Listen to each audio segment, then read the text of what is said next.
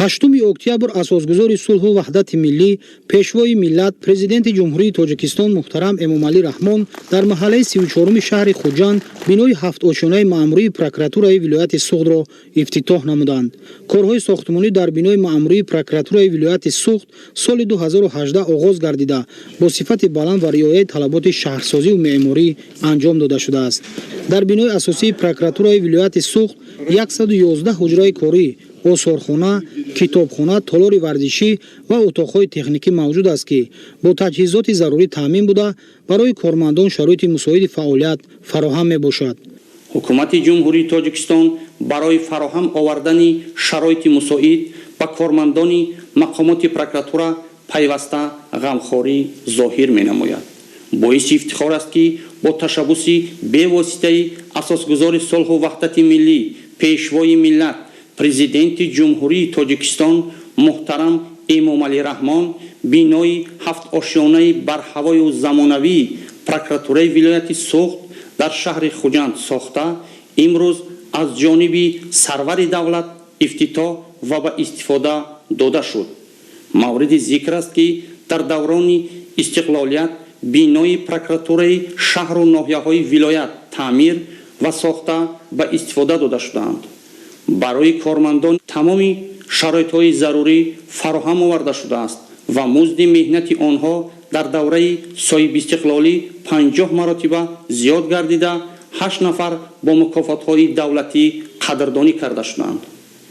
кормандони прокуратураи вилояти Суғд дар оянда низ дар асоси дастуру супоришҳои асосгузори сулҳу ваҳдати миллӣ, пешвои миллат, президенти ҷумҳурии Тоҷикистон муҳтарам Эмомалӣ Раҳмон бо шукргузорӣ аз истиқлолияти давлатӣ баҳри пешрафт, рушд ва инкишофи ватани маҳбубамон ва таъмини фазои ягонаи ҳуқуқӣ дар кишвар саҳми босазо мегузоранд.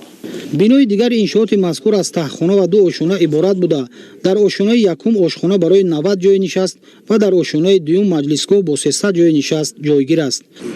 ба муносибати 30-солагии истиқлолияти ҷумҳурии Тоҷикистон корхонаи мо бинои маъмурии прокуратураи вилояти Суғдро сохта ба истифода додем. ин бино аз толорҳои васеъ иборат буда утоқҳои корӣ ҳамаи таҷҳизонанда шудааст. тарҳи берунӣ бино ба замони ҳозира мувофиқ мебошад. мо оянда бо ҳаракат мекунем ки аз ин бо нақстар нишотҳои сохта ба истифода диҳем. ҳангоми шиносоӣ бо шароити корӣ дар бинои маъмурии прокуратураи вилояти Суғд пешвои муаззами миллат муҳтарам Эмомалӣ Раҳмон бо кормандони он мулоқот намуданд. зимни мулоқот сарвари давлат муҳтарам Эмомалӣ Раҳмон ба кормандони прокуратураи вилояти Суғд барои таъмини волоияти қонун дар ҷомеа, ҳифзи ҳуқуқи шаҳрвандон, таҳкими назорати прокурорӣ, мубориза бар зидди ҷинояту ҷинояткорӣ ва терроризму экстремизм дастуру супоришҳои мушаххас доданд. мо низ кормандони мақомоти прокуратура ҷавобан ба ин ҳама ғамхориҳои пайвастаи пешвои муаззами миллат изҳори миннатдорӣ намуда кӯшиш ба харҷ медиҳем ки фаъолияти кории хешро пеш аз ҳама баҳри иҷрои дастуру супоришҳои пешвои муаззами миллат муҳтарам Эмомалӣ Раҳмон равона намуда баҳри мубориза бар зидди ҷинояту ҷинояткорӣ, терроризм, экстремизм ва дигар зуҳуротҳои номатлуби ҷомеа саҳми арзандаи хешро гузорем.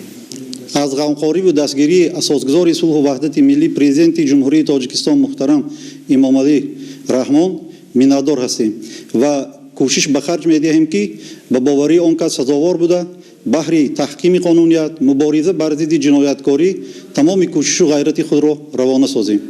бинои маъмурии прокуратураи вилояти Суғд бахшида ба 30-солагии истиқлолияти давлатии ҷумҳурии Тоҷикистон бунёд гардида дар саҳн ва атрофи он бо анҷоми тадбирҳои ободонӣ гулу буттаҳои ороишӣ ва ниҳоли дарахтони ҳамешасабз шинонида шудааст.